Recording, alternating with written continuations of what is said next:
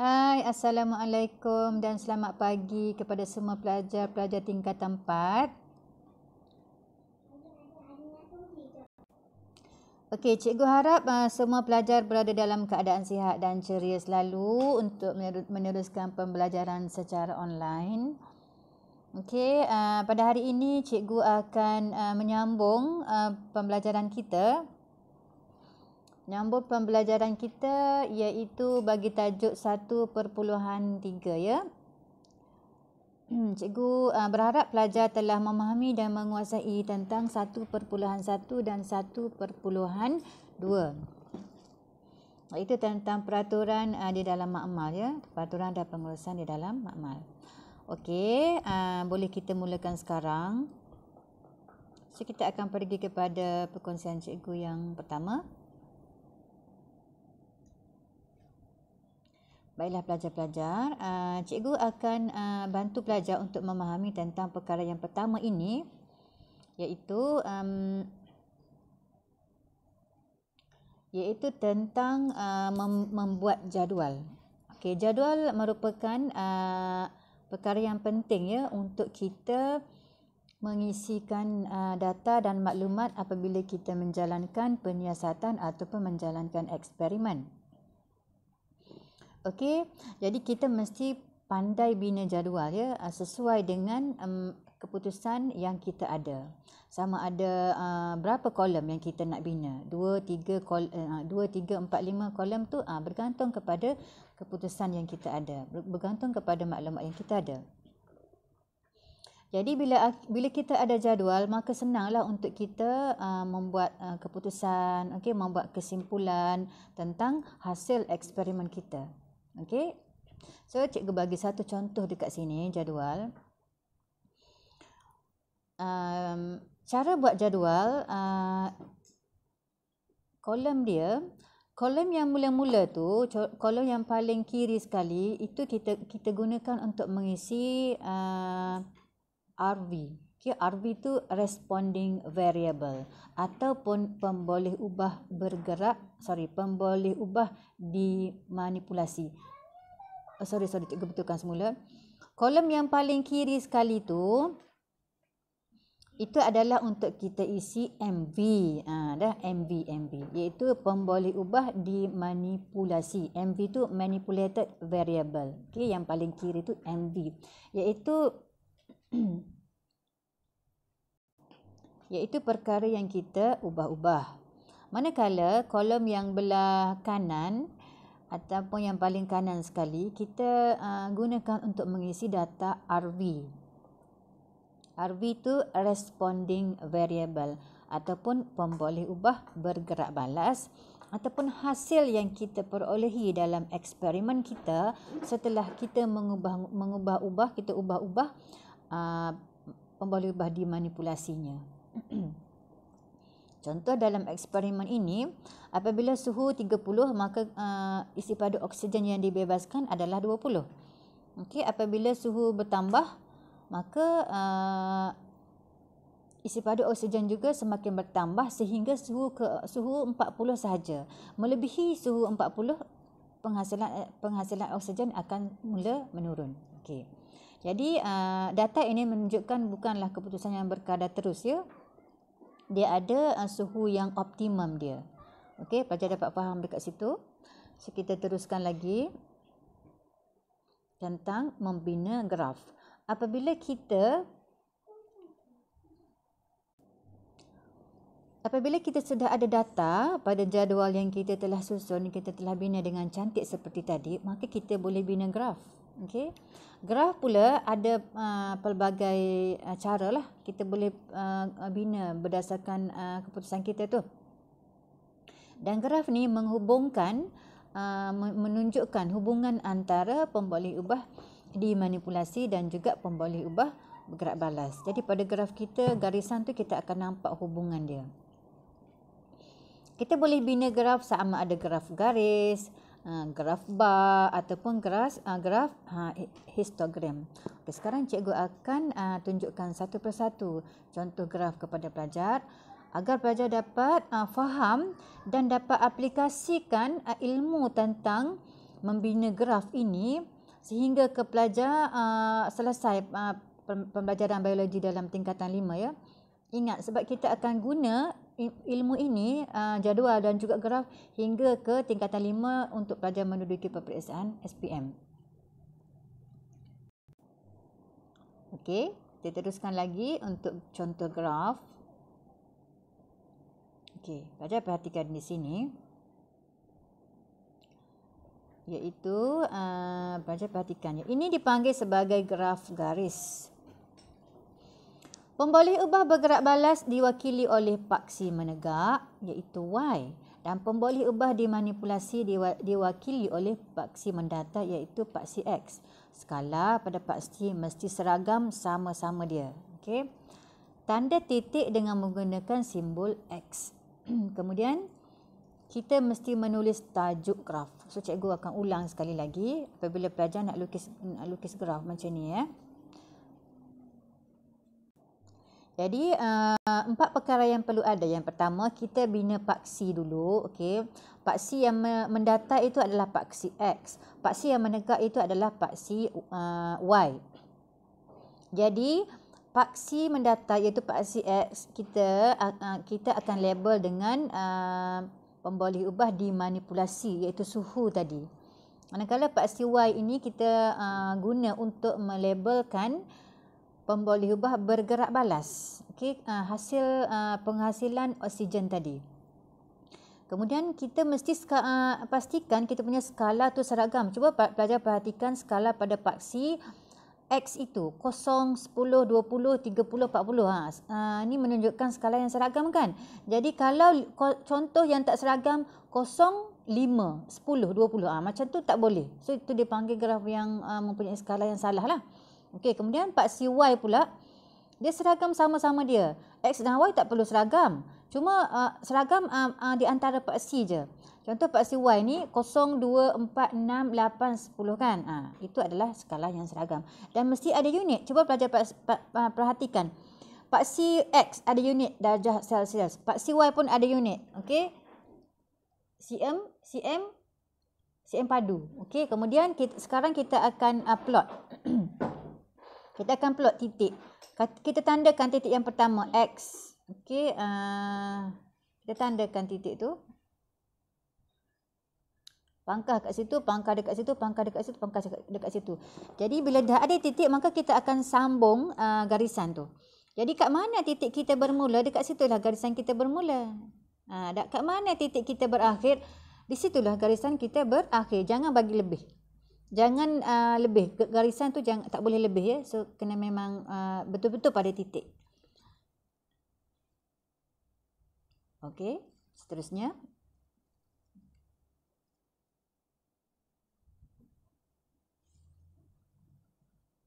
Okay,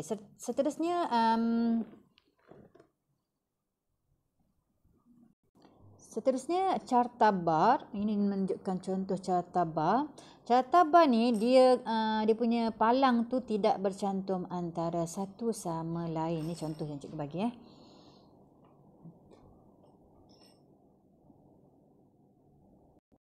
Okey, ini adalah contoh yang ada dalam buku teks kita.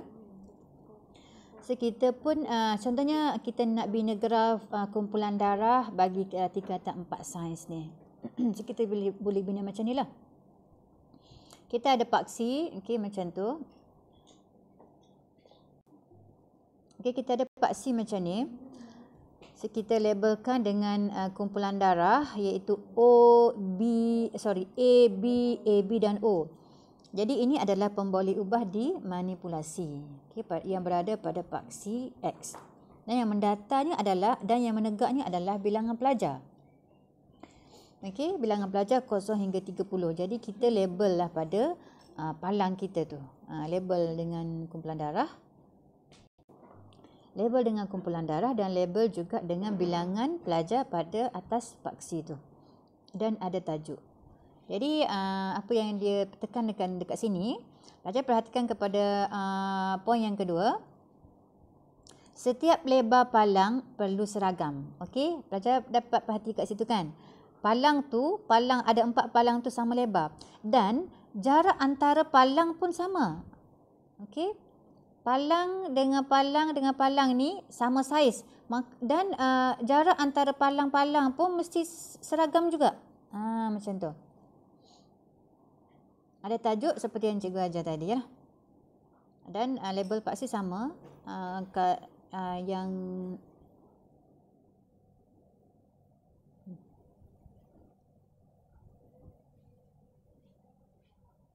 okey.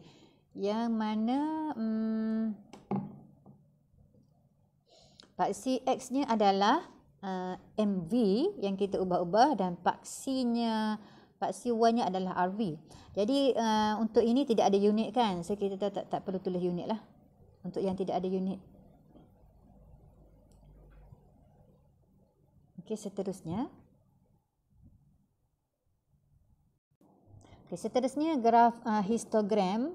Graf histogram ni menunjukkan taburan data secara visual dan kekerapan sesuatu nilai dalam suatu kumpulan data. Okey, kita akan perhatikan kepada contoh terus ya. Contoh macam ni. Okey, ini adalah histogram, iaitu bilangan pelajar melawan ketinggian di dalam kelas. So kita akan buat macam ni lah. Kita akan buat okey, macam tu.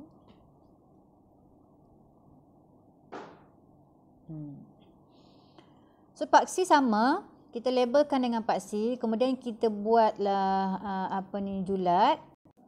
Kita buatlah julat yang sesuai ya. Contoh ketinggian 115 hingga 120. Tak ada orang dekat situ. Ketinggian 121 hingga 125, ada berapa orang kat situ? Ada 3 orang. Okey, dan seterusnya lah. Jadi daripada graf histogram kita akan dapati bahawa bilangan pelajar yang terlalu sedikit dan bilangan pelajar yang terlalu rendah dan terlalu tinggi adalah sedikit. Okey. Kebanyakan pelajar berada pada ketinggian yang sederhana, macam tu. Okey. So tajuk sama, kita kena tulis tajuk bilangan murid melawan ketinggian, okey, dalam cm. Paksi X julat ketinggian yang sesuai. Kemudian paksi Y adalah bilangan pelajar.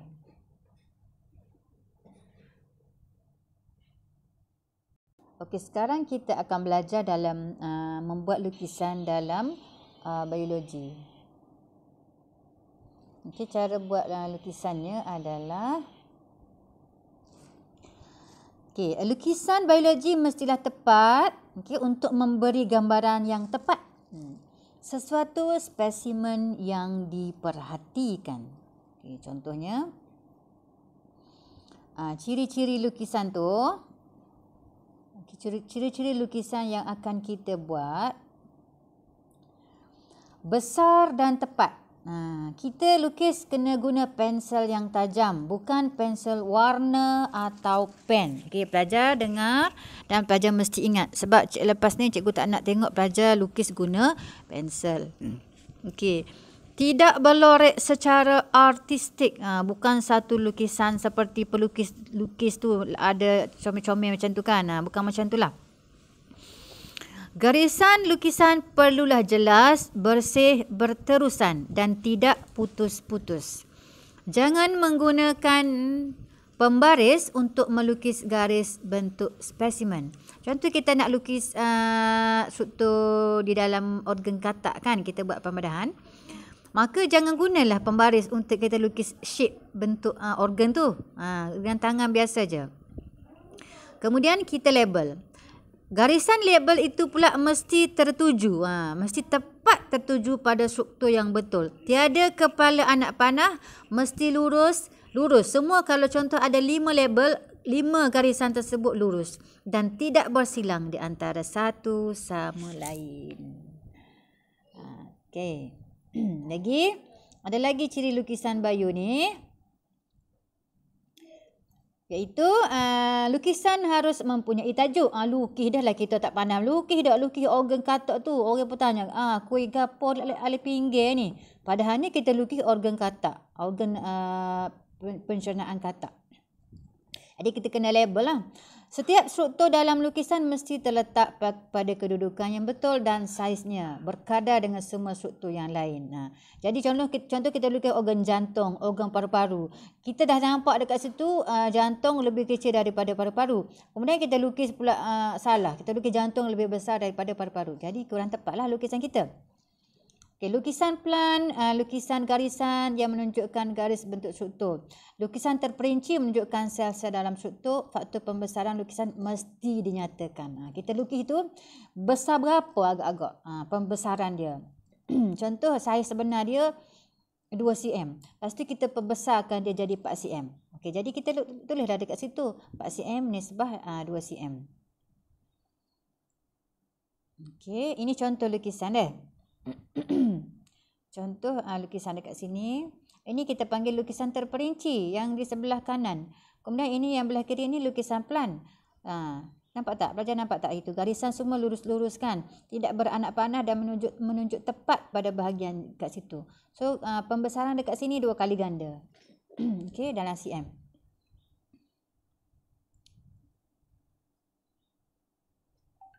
Okey, kita teruskan lagi. Sekarang kita akan cuba memahami tentang satah, keratan dan juga arah. Okey pelajar, dah harap dapat beri fokus dan perhatian ya. Satah merujuk kepada permukaan rata, bayangan yang melintasi badan. 3 satah utama yang digunakan. Yang pertama satah sagittal. Satah sagittal tu berada di tengah badan untuk membahagikan tubuh kepada kiri dan kanan badan.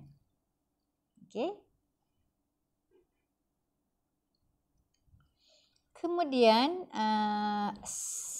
satah sagittal kiri dan kanan. Satah frontal ni satah sagittal dah ni. Yang ni satah sagittal. Kemudian satah frontal membahagikan tubuh kepada bahagian depan dan belakang. Okey. So yang mana? Yang ni satah frontal ni. Membahagikan tubuh kepada depan dan belakang.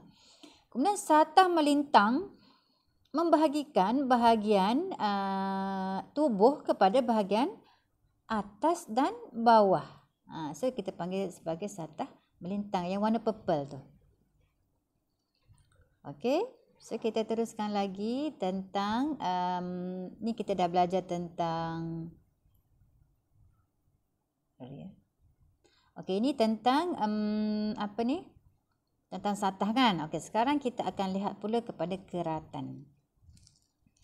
Keratan okey, ini yang tadi jugalah satah ya. Ini kita tengok pada keratan. Okey. Keratan ada 2 keratan Pelajar perhatikan kepada carrot yang dipotong tu. Keratan rentas yang bulat tu membahagikan struktur kepada bahagian atas dan bawah secara melintang. Okey, ini kita panggil keratan rentas yang ni. Sekejap ya.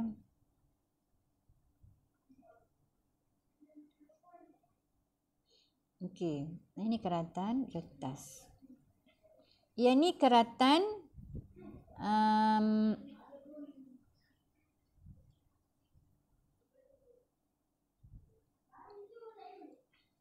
yang ni keratan melintang.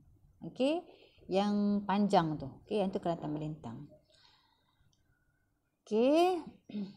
Seterusnya, keratan hanya ada 2 sahaja ya, keratan rentas dengan keratan keratan membujur satu lagi tu.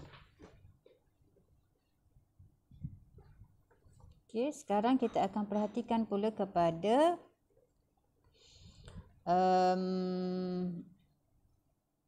yang disebutkan sebagai arah. Okey, banyak lukisan anatomi haiwan dan tumbuhan perlu dilabel dengan arah.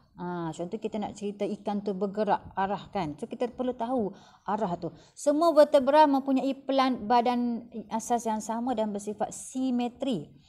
Arah terdiri daripada anterior, ventral, posterior, dorsal, superior, inferior dan lateral. Okay, sekarang kita perhatikan macam mana. Pada manusia tu, kalau arah manusia daripada atas ini superior. Bahagian yang berada di bahagian atas bahagian lain menuju ke arah kepala. Okey, ini superior.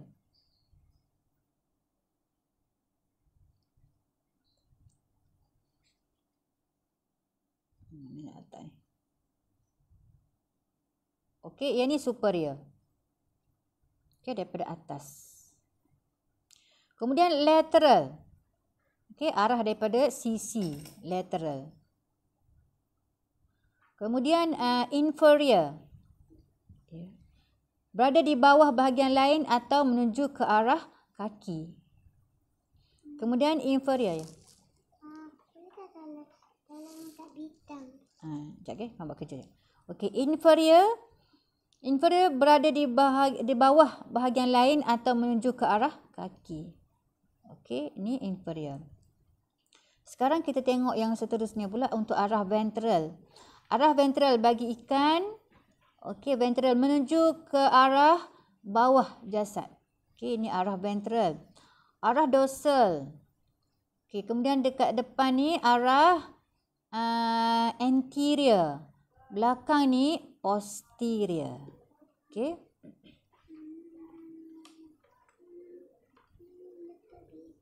Okey, sekarang kita akan masuk kepada 1/4.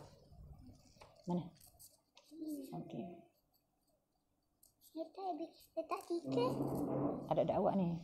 Sekejap lagi dah. Okey, sekarang kita tengok kepada 1/4 iaitu penyiasatan saintifik dalam biologi.